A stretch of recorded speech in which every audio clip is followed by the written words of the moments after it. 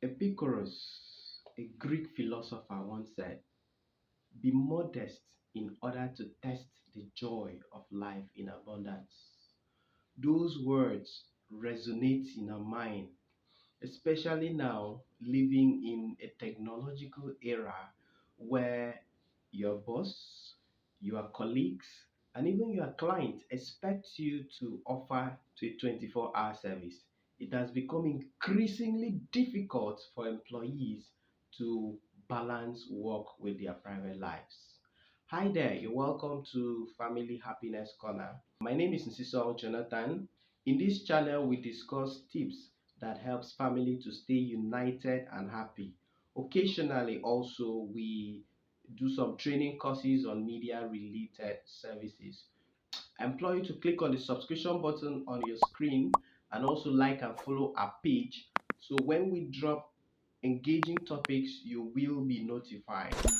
On this episode of the program, I will be sharing 7 tips on work-life balance. So let's discuss the 7 tips in details. The first point I'll be sharing with you is give your marriage priority. Give your marriage priority. By this I mean your marriage should come first. Your marriage is more important than your work. Jesus Christ once said, what God has yoked or joined together, let no man put apart. So if no man is supposed to separate you and your spouse, should your work do otherwise? Think about it. It simply means that your marriage takes precedence over your work. Your work is supposed to support your marriage and not the other way around. But in most instances, we see a situation where the marriage is rather supporting the work. You see spouses always making excuses. Oh, my spouse will always understand, but work does not understand. So your spouse is the one who always has to understand, but work does not have to understand. It doesn't always have to be that way. The danger is um, if your marriage continues to suffer because of your work, because of not balancing your work properly, there will be a communication breach in the future, and this will negatively impact on your marriage. So try and ensure that you give your marriage precedence over work. Your marriage comes first before your work. Work is supposed to support your marriage and not your marriage supporting your work. So once you have it at the back of your mind that my marriage is more important than your work, that is a first step towards success. A second point we want to share is workplace flexibility. Nowadays, some organizations make it possible for their employees to work from home. So discuss with your boss if that option is available for you to work from home on some days, because this will afford you the opportunity to bond more with your family. If that option is not there, then you must learn to define your private time and your work hours. Try to ensure that you finish tasks you have whatever task you have to complete, you should end it in the office. Not when you are at home, you're still attending to emails, you are still working on a deadline, you have to meet up the following morning. Trying to separate your work life from your personal life. A third point we recommend is family friendly workouts. It is very important for you to work out with your family, maybe hike a mountain or just exercise in the morning, go for a workout, go for a jog together. But for in some areas, in some parts of the world that it's very unsecured or there is high level of insecurity, we also recommend that you can do indoor exercise such as maybe riding a bike within or playing soccer within the house or dancing. Yes, dancing with your family is another very effective exercise that can bond you with your family a whole lot. So we recommend dancing. We strongly recommend dancing with your family as a form of exercising or doing workouts with them. Remember, stress is a silent killer. So it is very important. In fact, it is extremely important for you to balance your work life with your private or family life. The fourth point we want to share is unplug. What do we mean by unplug? We simply mean that you should define a place for technology. Sometimes you should just take your phone away, take your gadgets, all your technology, electronic gadgets, take them away, unplug, put everything off, sometimes off. Just put them on flight mode so you can have a quiet time as a family. Sometimes it's very worrisome that when families come together to maybe have a meal or just have a chat and everybody is on their phone, fondling their phone, that little time, that little quality time you're supposed to spend with your family, please, can everybody put their gadgets away so we can now have a friendly, a human, that human interaction should be there. Technological gadgets can be a distraction if not properly managed. So it is very important for you to unplug sometimes. When you want to have a quality time with your family, please put the gadgets away. This is a very important tip. Our fifth point is allow for exceptions.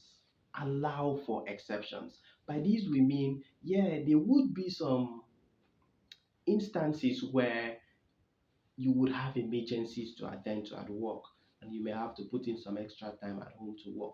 So you should be understanding if circumstances warrant, and your spouse has to do the extra work, or your spouse has to invest extra hours to work.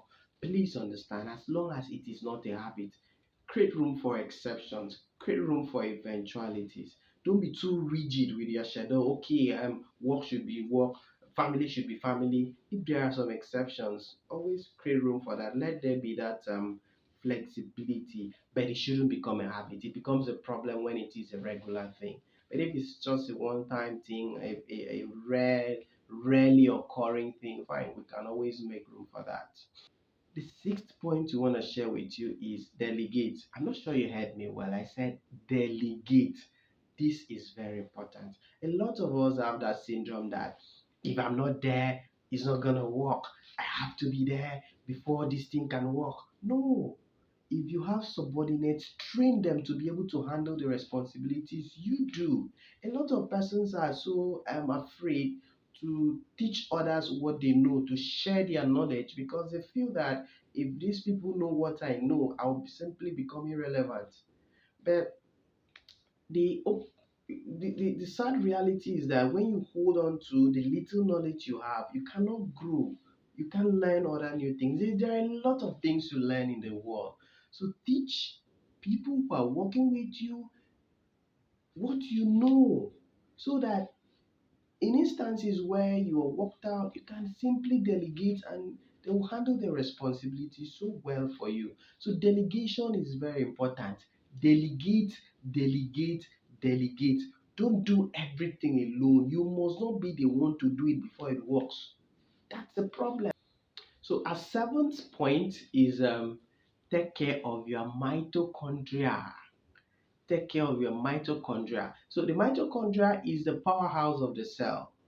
It is where the cell manufactures its ATP. ATP is adenosine triphosphate. That's the energy fuel of the cell. So take care of your energy system, eat right, eat well, and eat right.